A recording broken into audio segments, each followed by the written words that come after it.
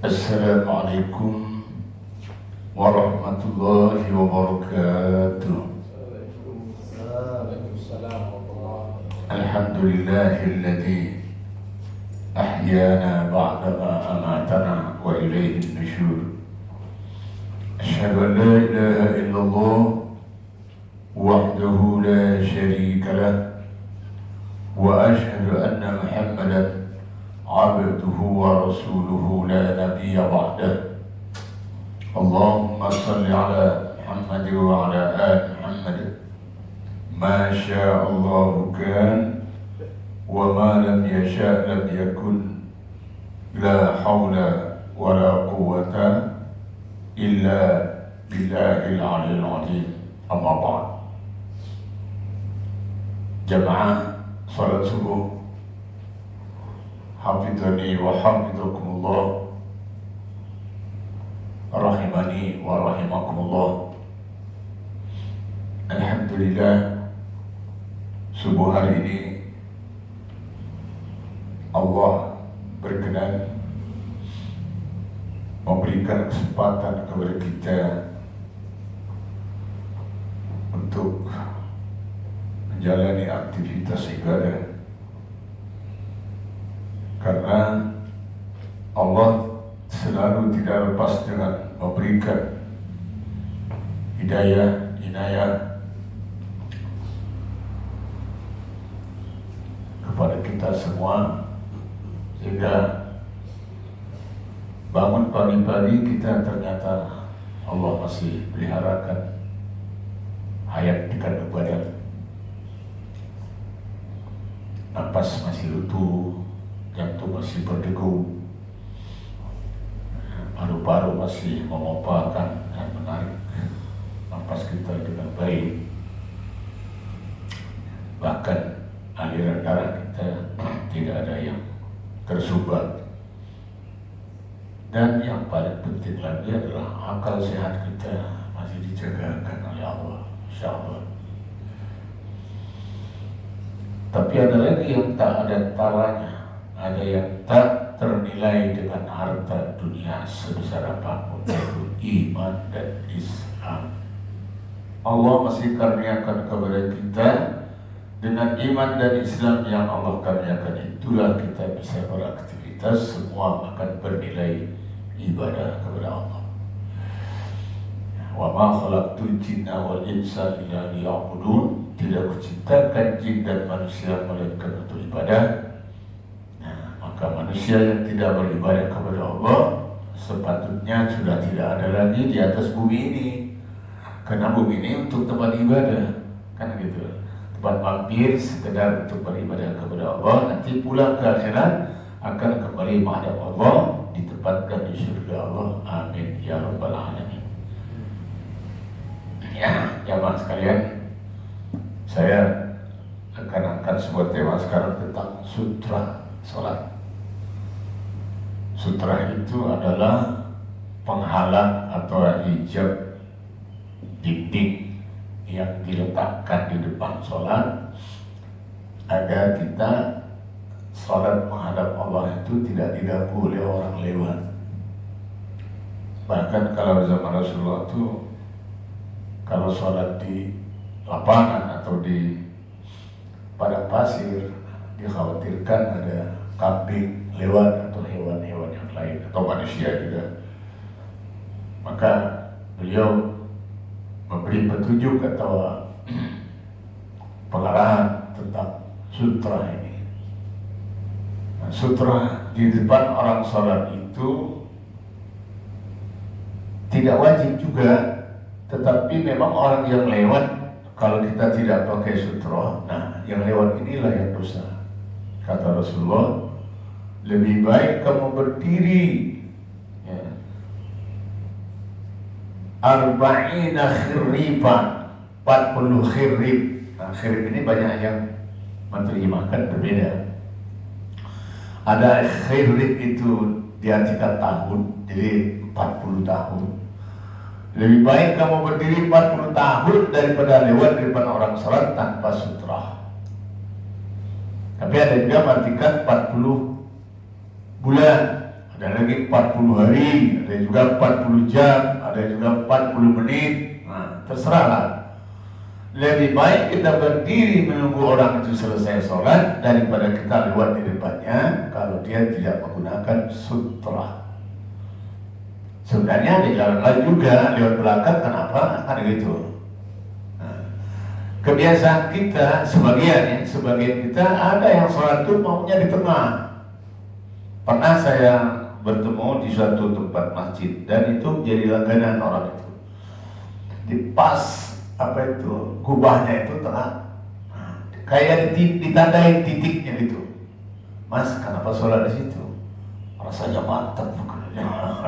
Jadi kemantapan yang dicari bukan sunnah kan? Saya bilang Rasulullah itu mengajarkan kita menghadap sutra.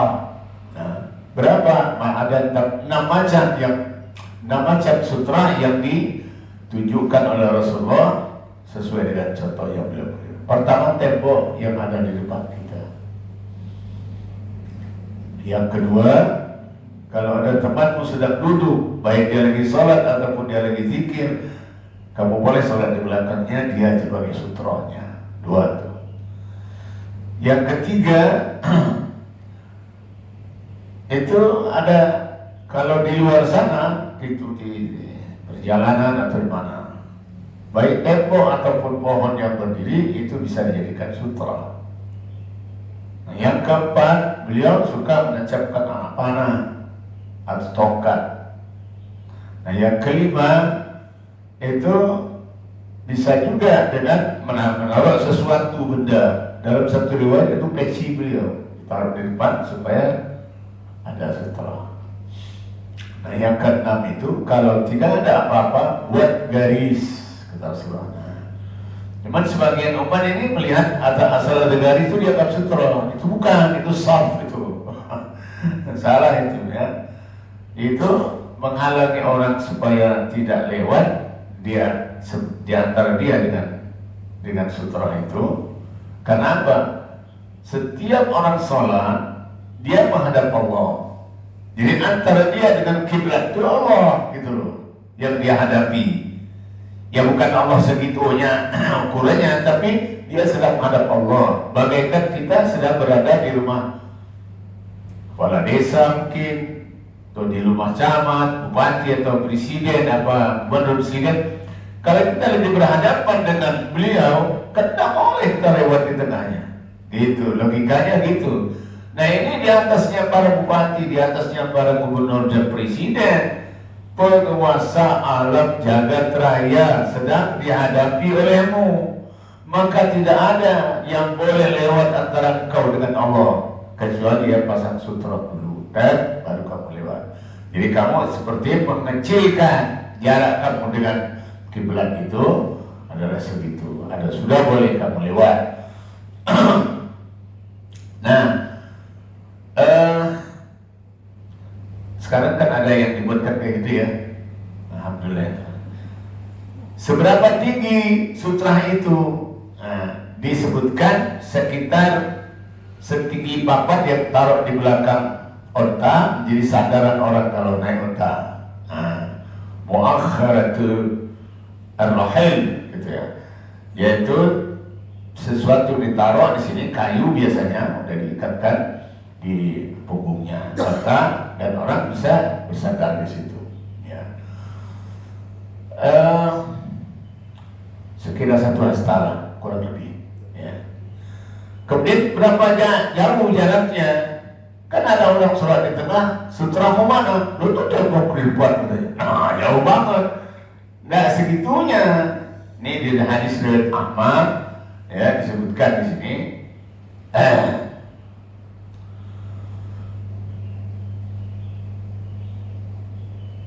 Ya, saya baca ujungnya saja. Wa kana al-baitu yawma idin ala sittati ahmidatin. Jadi Baitullah itu di dalamnya ada tiangnya 6. Nah, summa shalla wa ja'ala bainahu wa bainal jidar nahwa min salasati azru'in. sekitar 3 hasta. Nah, gitu. 3 hasta itu 3 kali gini. Nah, ini hasta nih. 3 kali gini. Jadi sudah pas aja sebenarnya ini dengan ini. Tapi kenapa orang pilih sholat di tengah, nggak mau di depan? Nah, ini pemahamannya yang harus diratakan, ya.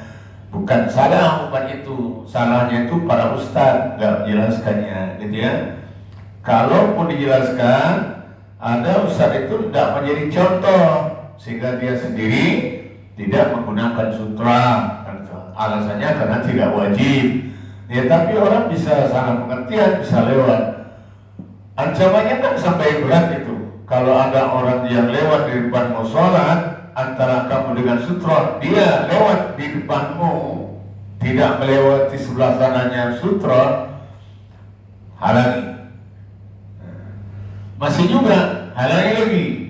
Yang ketiga pukul dia, kan gitu. Sampai begitu. Tapi belum pernah ada yang dipukul, bos, belum ada. Tapi begitu ketatnya Rasulullah SAW di dalam hal memelihara keutuhan dan kekhusyuan kita sholat. Ini saja jemaah, kalau kita hitung-hitung, yang namanya sholat kita tetap belum tentu dapat 100%, kan gitu. Rasulullah sendiri mengatakan, kalian itu dapat 10, oh sure, 10%.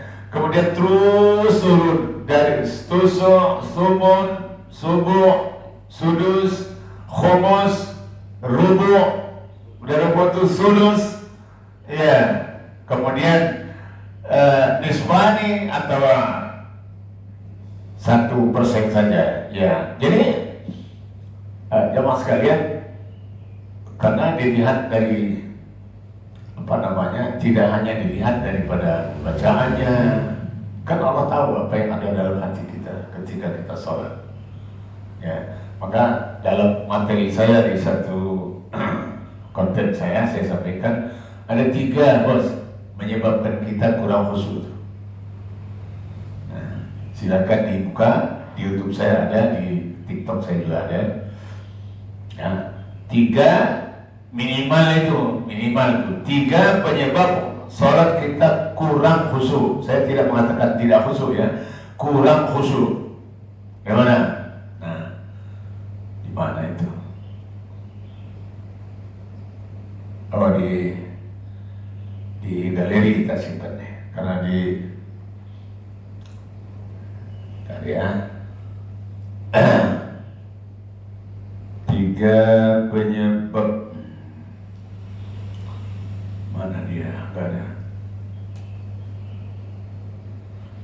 Jadi 3 penyebab sholat kita kurang khusyuk itu, yang pertama saya sebutkan aja deh, kalau tidak ada ketemu. Nah, ini dia. Yang pertama, kita kurang memahami arti dan makna bacaan sholat. Kalau ngerti bacanya itu luar biasa itu. Seperti tadi dibacakan surah Al-Qiyamah. Mantap itu tadi imam kita, ya.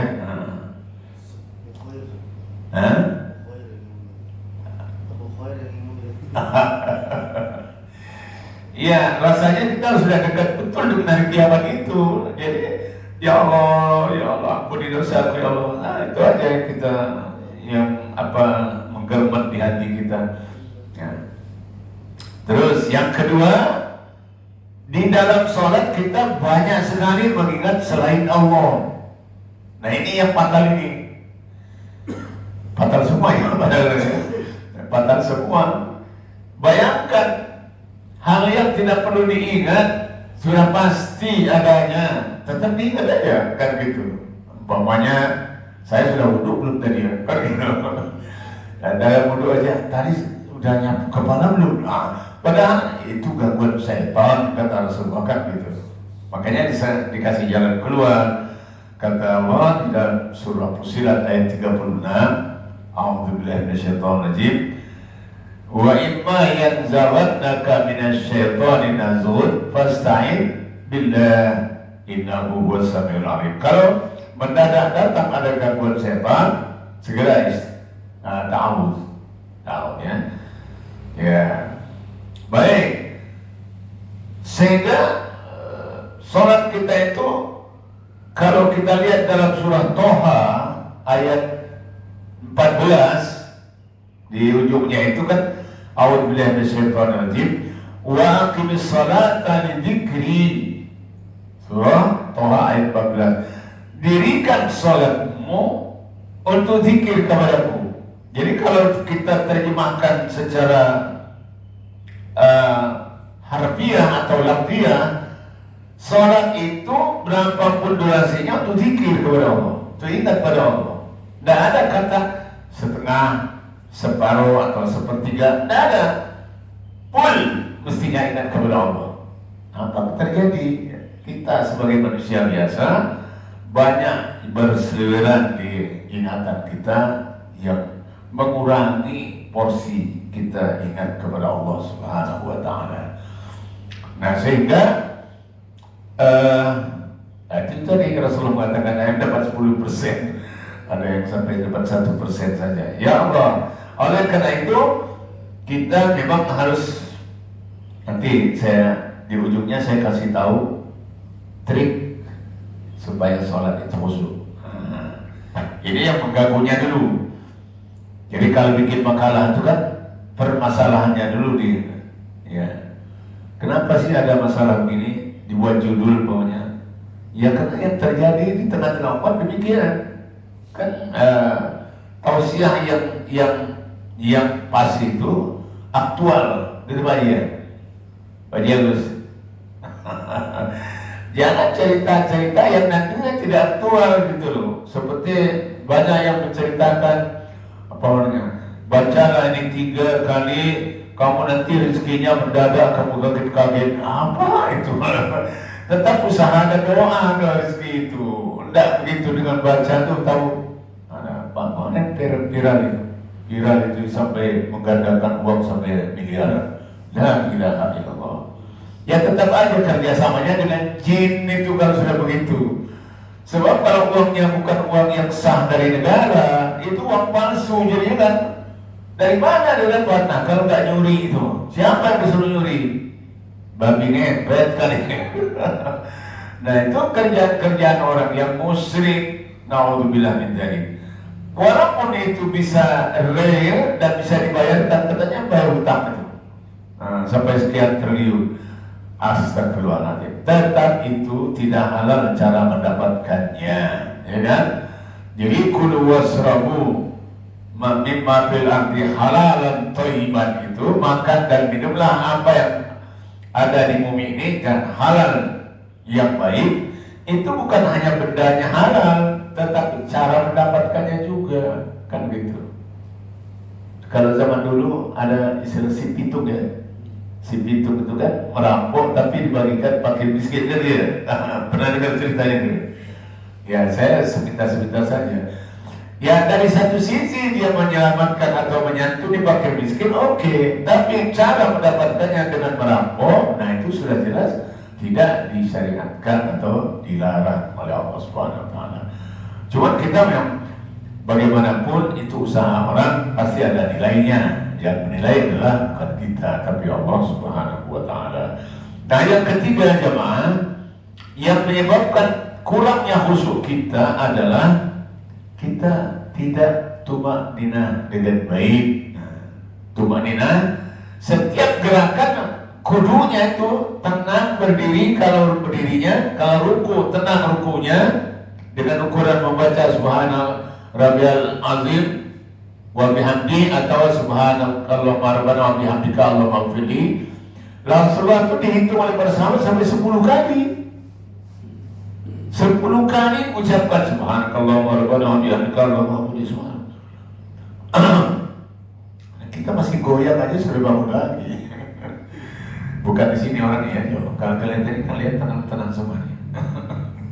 Ya jemaah ya. Waktu ruku, waktu i'tidal, waktu sujud, dua teradu sujud, kurang tumaninahnya. Ya. Jadi itulah menyebabkan kita sholatnya kurang khusyuk. Ya. Makanya hadis di sini mengatakan kan ada 2 ya. Jemaah, ada 2 peristiwa Rasulullah menyuruh orang yang ulangi sholatnya. Yang satu kena isbal, ya, Yang kedua karena tidak tumanina. Di dalam bab sholat itu disebut babu musiun bis sholat. Ini bab tentang buruknya sholatnya seseorang. Jadi bukan orangnya yang buruk, tapi cara mengerjakan sholatnya. Ya, di antaranya ya, seorang sahabat ini datang mau ketemu Rasulullah. Sebelum dia ketemu Rasulullah di masjid, dia sholat dulu. Dia sholat baru ketemu Rasulullah. Assalamualaikum. Waalaikumsalam. Irji fasalli fa innaka lam tusalli. Ulangi lagi sholatmu, kamu belum sholat. Sholatlah dia. Begitu sudah selesai, datang lagi pada Rasulullah. Kata Rasulullah, irji fasalli fa innaka lam tusalli. Ulangi lagi sholatmu, kamu tuh belum sholat. Sampai 3 kali. Nah, ini yang pertama saya jelaskan ya. Begitu, kalau tidak salah satu riwayat itu menyebutkan Abu Bakar di samping Rasulullah. Andimu ya Rasulullah, kasih tahu apa salahnya, apa kurangnya. Nah, maka Rasulullah bersabda, Innallaha la yaqbalu salatal musbilina izarahu. Allah tidak akan menerima salat orang yang sarungnya atau celananya atau jubahnya isbal, yaitu menutupi mata kaki sampai ke bawah. Nah, saya pernah mengurai sedikit. Wallahu a'lam, mudah-mudahan bisa diterima penjelasan ini. Isbal itu dari kata sabil. Asbala yusbilu isbalan. Kata dasarnya sin ba lam sabil. Sabil itu jalan. Ada sabilillah, ada sabil setan, ada sabil tauhid. Sabil itu jalan. Nah, apa hubungannya isbal dengan celana yang menutup mata kaki? Ini jemaah, setiap kita jalan di perjalanan, kalau celana atau sarung kita itu sampai kena tanah, itu yang jalan bukan kaki, tapi sarungmu. Nah, itu yang disebut sarungnya isbal. Celanamu yang jalan bukan kakimu. Yang nyapu jalan itu kaki celanamu. Yang nyapu jalan itu jubahmu. Nah, tapi kalau perempuan memang harus isbal, karena perempuan itu seluruh tubuhnya adalah aurat. Dan apa jubahnya, abayanya, menyapu jalan, karena itu muslimah harus tertutup semua, kan gitu. Lain kalau laki-laki, karena dia hidupnya di perjalanan, di tempat maisha, di tempat jualan, di tempat bekerja, jadi harus di atas mata kaki. Nah, saya kadang-kadang membuat analogi begini, Pak Agus, Pak Haji. Jadi saya dengan Pak Haji Agus jalan di pasar. Punya saya celananya sampai ke bawah tumit. Punya antum di atas mata kaki. Masuk kita ke pasar, los ikan, los daging, gitu ya. Tapi punya saya nggak diangkat celananya, terus saja jalan. Nah, nanti keluar di pasar, siapa yang masih bersih celananya? Nah, yang cingkrang kan? Kenapa akhirnya menjadi di bulan-bulan dibuli-buli orang yang cingkrang ini? Padahal dia memelihara kesucian. Nah, saya tidak bisa sholat kalau nggak ganti celana. Kenapa? Habis masuk di pasar daging tadi banyak darah, terinjak-injak. Nah, itu sekedar analoginya gitu. Jadi oleh sebab itu ada satu yang terbalik-balik tadi. Kalau wanita pakai celana sepertiga, 3/4, malah dianggap bagus.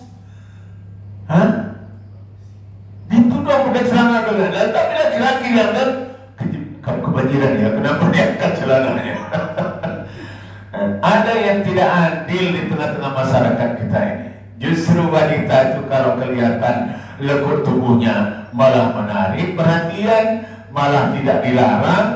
Tetapi kalau laki-laki yang melakukan segala sesuatu yang sesuai dengan sunnah, udah dianggap macam-macam. Ada dianggapnya teroris, ada dianggapnya aliran sesat. Tapi seperti, mohon maaf, yang viral sekarang tadi, Mama Opron, aduh kacau lagi itu. Ya Allah, malah dianggap diberi penghargaan itu.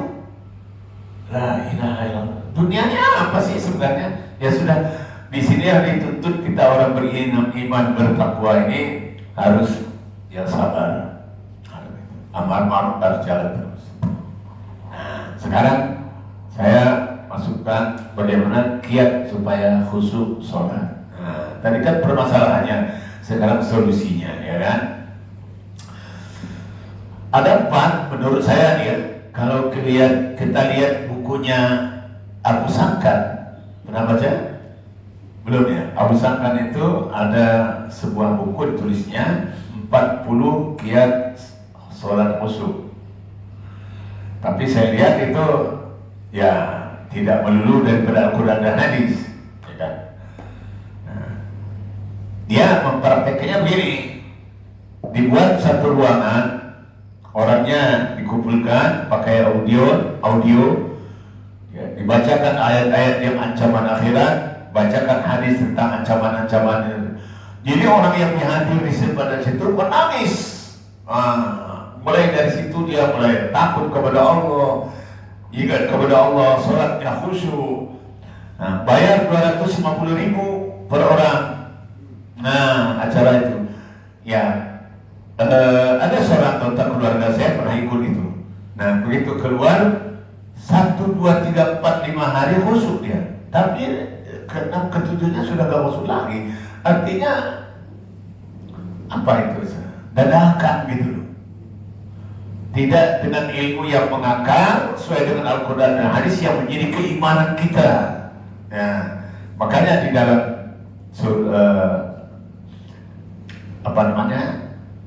memberi penjelasan bagaimana kiat sholat khusyuk itu, saya sampaikan ada 4 macam. Yang pertama, hadis riwayat Bukhari.